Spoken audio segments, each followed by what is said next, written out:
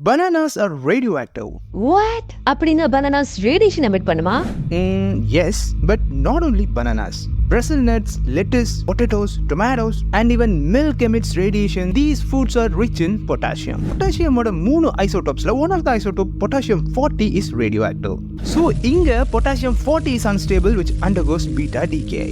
சராசரியா ஒரு வாழைப்பழத்துல 450 milligrams of potassium இருக்கும். இதுல half a milligram தான் potassium 40 இருக்கும். இதோட மாஸ் ஒரு குட்டி சுகர் கிரெயின் அளவுக்கு இருந்தாலும் இதுக்குள்ள ஒரு நாளைக்கு அரௌண்ட் 1.2 மில்லியன் பீட்டா டிகேஸ் நடக்கும். இந்த ஒவ்வொரு டிகேவும் மோஸ்ட்லி பீட்டா மைனஸ் டிகேவா இருக்கலாம், கொஞ்சம் பீட்டா பிளஸ் டிகேவா இருக்கலாம், அண்ட் ரேர்லி எலக்ட்ரான் கேப்சர் டிகேவாவும் இருக்கலாம். பீட்டா மைனஸ் நடந்தா எலக்ட்ரானும் ஒரு ஆன்டி நியூட்ரினோவும் கிடைக்கும்.